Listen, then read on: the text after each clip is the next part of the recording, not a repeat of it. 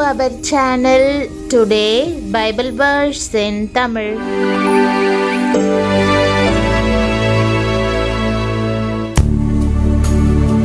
இன்றைய வசனம் தானியேல் 6ஆம் அதிகாரம் 4ஆம் வசனம். கிறிஸ்துவுக்குள் பிரியமானவர்களே, நம்முடைய ஆண்டவரும் இரட்சகருமான இயேசு கிறிஸ்துவின் வல்லமையுள்ள நாமத்தில் உங்களை வாழ்த்துகிறேன். பிரதானிகளும் தேசாதிபதிகளும் ராஜ்யத்தின் விசாரிப்பிலே தானியேலை குற்றப்படுத்தும்படி முகாந்தரம் தேடினார்கள். ஆனாலும் ஒரு முகாந்தரத்தையும் குற்றத்தையும் கண்டுபிடிக்க அவர்களால் கூடாதிருந்தது.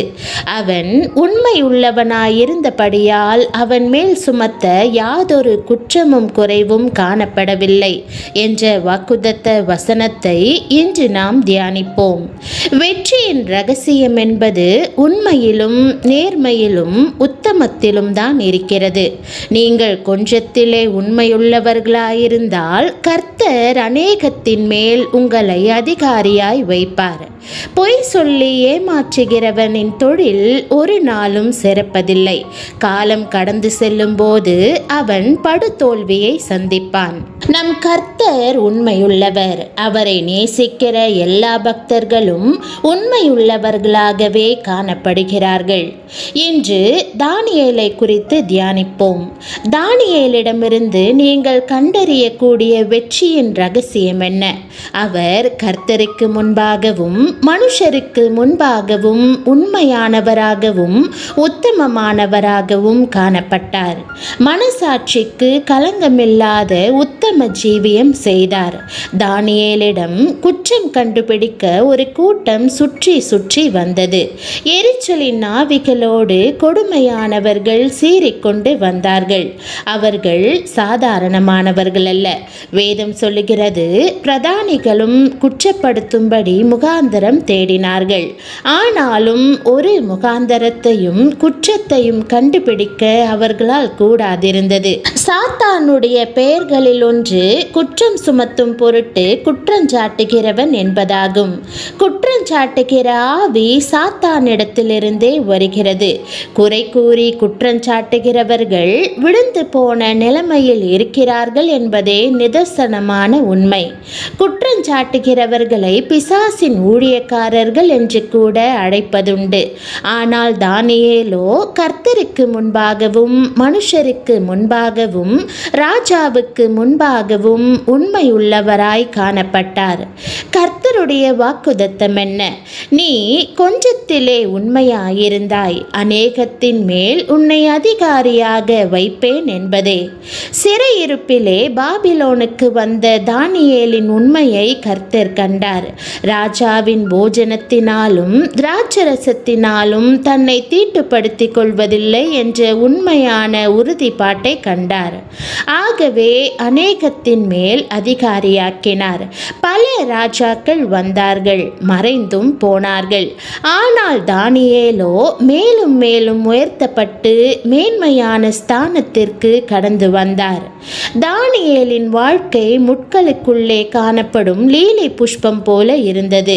காட்டு மரங்களுக்குள்ளே ஒரு கிச்சிலி மரம் போல தானியேலின் வாழ்க்கை இருந்தாலும் கூட கர்த்தருக்காக ஜெபிக்கவும் உழைக்கவும் வெற்றி சிறக்கவும் மனம் வீசவும் அவர் தவறவில்லை. எல்லா பிரச்சனைகளும் போராட்டங்களும் அவரை நெருக்கிய போதிலும் அவர் உண்மையுள்ளவராகவே விளங்கினார். நீங்கள் உண்மையுள்ள கிறிஸ்தவர்களாக வாழ்கிறீர்களா? உங்களுக்காக அக்கினி சூளை 7 மடங்கு சூடாக்கப்பட்டிருந்தாலும் உண்மையுள்ள ஜீவியத்திலே நிலைத்து நிற்பீர்களா? சிங்கக்கெபியிலே போடப்பட்டிருந்தாலும் உண்மையை காத்து கொள்ளுவீர்களா? தானியேலை போல உண்மையுள்ளவர்களா இருப்பீர்களா? தம்மை பற்றி உத்தம இருதயத்தோடு இருக்கிறவர்களுக்கு தம்முடைய வல்லமையை விளங்க பண்ணும்படி கர்த்தருடைய கண்கள் பூமி எங்கும் உலாவிக் கொண்டிருக்கிறது. தானியேலின் உண்மையை ராஜாவும் கூட உணர்ந்து கொண்டார். தானியேலே, தேவனுடைய தாசனே என்று அழைத்து, நீ இடைவிட இடைவிடாமல் ஆராதிக்கிற உன் தேவன் உன்னை சிங்கங்களுக்கு தப்புவிக்க வல்லவராயிருந்தாரா என்று கேட்டார். அதற்கு தானியேலின் பதில் என்ன தெரியுமா? ராஜாவே, நீர் என்றும் வாழ்க. சிங்கங்கள் என்னை சேதப்படுத்தாதபடிக்கு தேவன் தம்முடைய தூதனை அனுப்பி அவைகளின் வாயை கட்டி போட்டார். அதேனென்றால் அவருக்கு முன்பாக நான் குற்றமற்றவனாய் காணப்பட்டேன். ராஜாவாகிய உமக்கு முன்பாகவும் நான் நீதிகேடு செய்ததில்லை என்று தானியேல் சொன்னதை வேதத்தில் வாசிக்கிறோம். பிரியமானவர்களே, கர்த்தர் உங்களிடத்தில் உண்மையை எதிர்பார்க்கிறார். கையின் சுத்தத்தையும் இருதயத்தின் சுத்தத்தையும் எதிர்பார்க்கிறார். அவருடைய கண்கள் உங்கள் இருதயத்தின் தூய்மையை கூர்ந்து பார்க்கிறது. உங்களுடைய வாழ்க்கையில் உண்மையையும் உத்தமத்தையும் கடைபிடியுங்கள். உங்களுடைய உண்மைத்தன்மை உங்களை குற்றமற்றவராக்கும். உண்மை என்பது கிறிஸ்தவ ஜீவியத்திலே ஒரு முக்கியமான அம்சமாகும். உள்ளத்தில் உண்மையாயிருக்க விரும்புகிறீர் என்று தாவீது எழுதுகிறார். நீங்கள் கர்த்தருக்கும் ஜனங்களுக்கும் மத்தியிலே உண்மையுள்ளவர்களாய் நடந்து கொள்ளும்போது கர்த்தருடைய நாமம் மகிமைப்படும். உங்களுடைய காரியம் ஜெயமாய் இருக்கும்.